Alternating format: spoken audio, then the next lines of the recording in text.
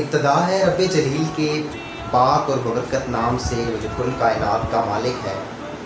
امید کرتا ہوں کہ آپ سب خیریت سے ہوں گے۔ ان پیاری پیاری دیکھتی آنکھوں اور سنتے کانوں کو میرا سلام۔ آج جو کہانی میں آپ لوگوں کو سنانے جا رہا ہوں اس کا مقصد صرف اتنا ہے کہ کیا ہم لوگ بھی اپنے بچوں کے ساتھ ایسا رویہ رکھتے ہیں کہ وہ صرف ہمارے دوست بنے۔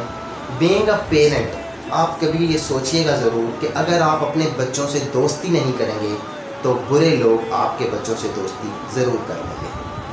کوشش کریں کہ آپ اپنے بچوں سے اتنی اسٹرانگ دوستی کر لیں، فرینڈشپ کر لیں، ایسا ماحول کریٹ کر لیں کہ برے لوگوں کو ان کے قریب آنے، ان سے دوستی کرنے کا موقع ہی نہ ملے۔ آج جو کہانی میں آپ کو بتانے جا رہا ہوں وہ کہانی ایک سیکنڈری اسکول کے پرنسپل کی ہے۔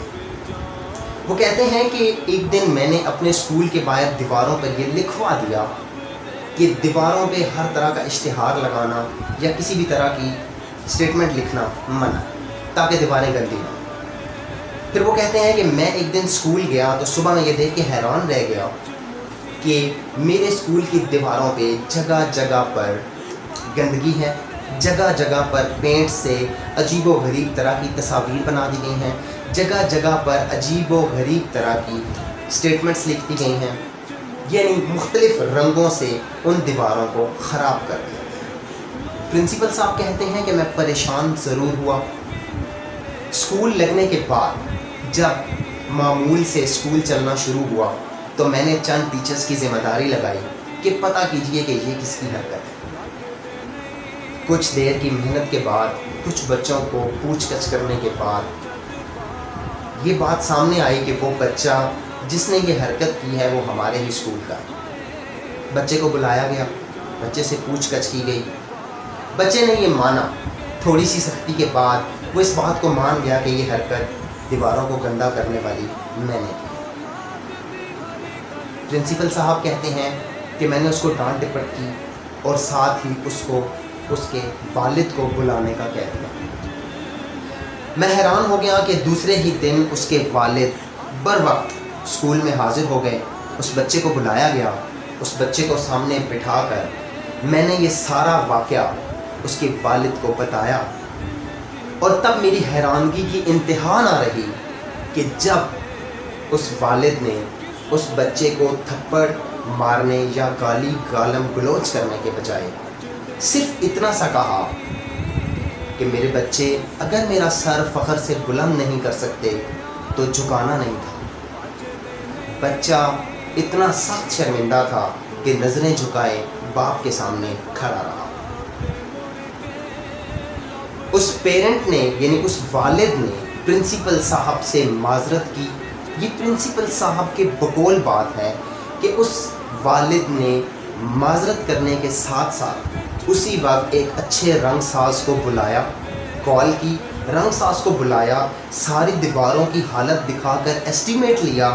ایسٹیمیٹ لینے کے بعد اس رنگ ساز سے معاہدہ کر کے انتہائی معذرت کے ساتھ پرنسپل صاحب کے حوالے وہ رنگ ساز کیا، اور یہ درخواست کی کہ یہ رنگ ساز آپ کی ریکوائرمنٹس کے مطابق ان دیواروں کو دوبارہ سے فریش رنگ کر کے صاف ستھرا کر دے گا، اور اس کی پیمنٹ جو بھی بنے گی وہ میں خود ادا کروں گا۔ یہ سارا واقعہ ہونے کے بعد اس کے والد دفتر سے یعنی پرنسپل کے دفتر سے رخصت ہو جاتے ہیں۔ والد کے جانے کے بعد بچہ ابھی تک روتا ہوا کھڑا رہتا ہے۔ پرنسپل اس بچے سے مخاطب ہو کر کہتے ہیں کہ بیٹا، تمہارے باپ نے تو تمہیں مارا تک نہیں، تو تم کیوں رو رہے ہو؟ کس بات سے افسردہ ہو؟ تو وہ بچہ کہتا ہے، کاش کہ میرے والد مجھے تھپڑ لگا لیتے، مجھے گالیاں دے لیتے، مجھے برا بھلا کہہ لیتے، لیکن جو میرے والد صاحب نے کیا ہے میں اس پہ انتہائی افسردہ ہوں، انتہائی شرمندہ ہوں۔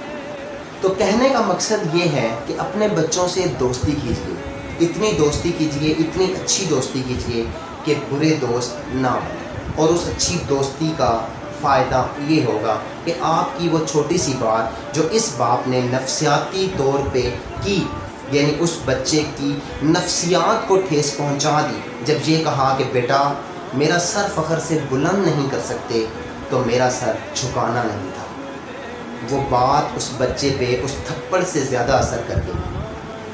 میں جانتا ہوں کہ اس ویڈیو کو سننے کے بعد کئی لوگ اس بات پہ تنقید بھی کریں گے کہ بچوں سے اتنا پیار کیا جائے گا، بچوں کی ہر غلطی کو اس طرح سے سدھار دیا جائے گا تو بچے مزید خراب ہوں گے۔ لیکن میں پھر وہی بات ریپیٹ کروں گا کہ اس ویڈیو کو، اس واقعے کو بتانے کا صرف یہ مقصد ہے کہ اپنے بچوں سے ریلیشن مضبوط کیجیے، اپنے بچوں کے ساتھ اس لیول کی دوستی کیجیے کہ پھر وہ کسی بھی طرح کی حرکت نہ کریں، یا اگر کوئی حرکت ان سے ہو بھی جائے اور آپ کے منہ سے نکلا ہوا ایک لفظ بھی ان کی نفسیات پہ اس طرح سے لگے جیسے ان کے منہ پہ تماچا۔ بچوں کو مار سے نہیں، پیار سے سمجھائیے۔ امید کرتا ہوں آج کی یہ ویڈیو آپ کو پسند آئی ہوگی۔ اپنے خیالات کا اظہار کمنٹ باکس میں ضرور کیا کریں تاکہ مزید ویڈیوز میں بہتری لائی جا سکے۔ اپنی دعا میں رکھیے گا یاد۔ اللہ نے کے بعد۔